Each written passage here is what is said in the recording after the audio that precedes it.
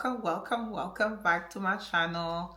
So happy to be here today. So I started this channel last year, around the same time, and I vowed myself to upload at least one video per week, and I failed. I really failed. Life was lifing. It's not a reason, but yeah, I didn't have no discipline whatsoever. But I'm willing to do better this year. The upcoming year is actually part of my goal in 2026 to be at least consistent and more disciplined regarding like this YouTube channel. So hopefully we're gonna be able to build a community together and chit chat a little bit. And also, I think I'm not gonna think too much or overthink too much about it. I created this channel because I wanted it to be a diary for me. So I'm gonna talk really about everything and anything. So hopefully you guys gonna like it and engage. And the first video, as you can see by the title, I wanted to share with you how I plan my year 2026.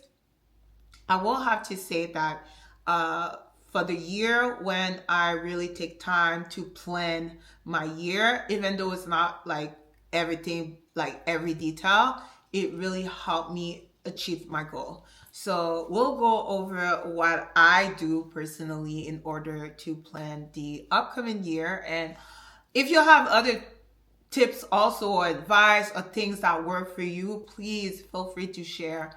So yeah, okay, let's jump right into it. First of all, before planning the upcoming year or the next year, what I like to do is to do a recap by the end of the year. So I did a recap for my year 2025, and I separated between my professional life and my personal life. It makes it easier, and I answer some of the question, and I'm gonna pop the question on the screen. It's gonna be easier for you guys, or if you want to screenshot. So those are the questions that I tend to answer to, and it really gives me a whole idea of how it went, what I've learned, what I would change. Did I fail? Would I do something differently for the next year? Or if I did not achieve a goal, like why? So I spent quite some time. I'm not gonna lie to you guys. It was in terms of at least 2 hours when I answer all of those questions in a journal that I have. So it does help me. And at the end of those questions, I like to summarize my year with one word. And it's crazy because every single year when I started, I do have a word for the upcoming year. So by the end of the year, I like to see, so I don't go back and look what was my word for the year, because throughout the year I will forget, and I'll see if those two align. So for my year 2025, it did not align whatsoever with the word that I had at the beginning of the year, and that's okay. That's really okay. Nothing bad happened this year, but I would say there was a lot of heartbreaks, a lot of deception. I've grown personally. I've grown a lot, but I got distracted a lot. So in 2026, I come in the year 2026 really more focused, laser focused on my goals. So yeah, I would say first step for me was to do a recap of year 2025. Then my second step was to create my prayer board. And I will say this is my first year creating a prayer board. I usually do a vision board. But I made my research about it, and although it can be inspiring because you have all those beautiful pictures, you have all those beautiful quotes on your vision board, I do think there's depth that's missing, but that's just me. This year I decided to do a prayer board because one of my, I would say, I guess it's a goal. One of my goal is to be closer to God in year 2026. And I really want to be more intentional and put him at the front of everything. So for me, a prayer board is aligned a little bit more with my intention for year 2026. And I will put a picture of what my prayer board look like, but they're all, different. And just to give you a little principle of how it work, or how I did it myself. So you'll have those little envelopes that you identify in different categories. Mine were relationship, finance, business, self growth, and then the last one was answered envelope. And you, for each envelope, based on the categories, you write down a prayer. And again, for me, I will say what I did myself. So for each category, I went to the Bible app. For each like team, I searched and did some of the Bible plan. Just to, I'm not gonna say get inspired, but again, for me, a prayer board is not like a wish board. So it has to be intentional, and it has to be align with the word. So I didn't just wanted to say, oh, I want this and I want that. No. Lord, please, if it's your will, I pray for this and that, based on what you said, da da da da da da da. So I just wanted to relate to the word and not just go on a whim and just, then it's a wish list. Like, that's not how it works. So, well, my opinion. So I did spend time in my Bible first before writing those prayers. And for each category, I wanted to read the Bible a little bit more. I did some, like I said, Bible plan, and then I came up with my prayers for each category. And you can put one then more prayer in each envelope.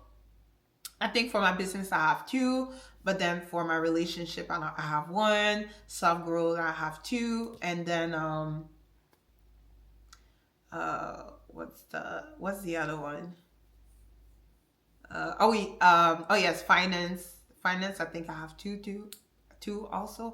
But yeah, so there's not an amount of prayers that there's not a cap or an amount of prayer recommended. It's really what you have in your heart, and you should be guided by the Holy Spirit. So that's just how I did it. And then once all my prayers were written, I pray over my prayer board. And again, I don't see the prayer board, I just some decor. So what I said to myself, every week or every 2 weeks, I'll go back to my prayers. I will read them again and I will pray on them. So it just, so I don't forget. So it's not like a project that you do at the beginning of the year and then throughout the year you don't really utilize the prayer board. That's not how it works. So I really want to be intentional. So this is how I did it. So that was my step 2. Then step 3, once my prayers were set, I spend more time in writing my goals. But again, how I write my goals is not just like a list of goals. Oh, I want to do this, or I want to do that. So the way I wrote my goals, or I usually write my goal, I use the SMART system. SMART is referring to when you write goals, it needs to have those 5 factors. So the first one, S is for specific. So your goal need to be specific. M is for measurable. So your goal, you need to find a way how you're gonna measure your goal to know if you attain it or not. A is for achievable. So your goal needs to be achievable. R is for relevant, and T is for a time bound or timeline. So I did it for each of the goals that I had for the year. And again, for me, it's more so a game plan. So I have everything written down.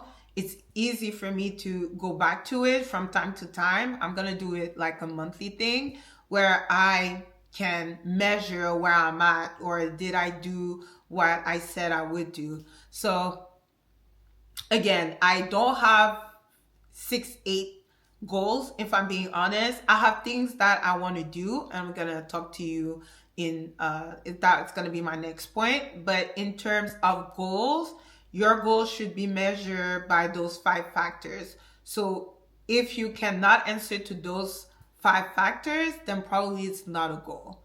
So I did it in the previous year. I didn't do it for year 2025, but I did it for year 2024. And oh Lord, like a lot of things happened in my life. And yeah, it really, really worked. So because I was really more focused in year 2024. So yeah, that's what I recommend. And finally, guys, the last thing that I did, I create a in list for the year 2026. So this one is not like a goal list. It's more so things that I want to do or focus on 2026. So I don't need to be rigid about it. It's more so in list, like things that I want to be in my year 2026. For example, I have doing a physical activity that do not include gym or Pilates, but more so like running club, hiking a little bit more, have a hike group, a trial ski, and etc. etc. So that was one of them. Another one is to do an activity that I always said I wanted to try, but I didn't. So those are like a little bit, I'm not gonna, well, a little bit less serious than the goals that I'm setting. Is more so things that I want to do in 2026. So that's cool too, because even like when I have a weekend that is more free and I'm looking for something to do, I can just go back to my in list, and that give me an idea of things I want to do. So that's it for me, guys. Thank you for tuning in. Thank you. Yeah, thank you for tuning in. And if you have any questions, or if you have suggestions for me, we're just January 10th. So I can always add up to the step that I took already. Let me know if you guys found it helpful. Also, let me know how you guys, do and prepare for usually how you prepare for the upcoming year. And yeah, I'll see you guys in my next one really, really, really soon. I promise. So stay safe, stay blessed, stay loved. Bye. See you guys in my next one.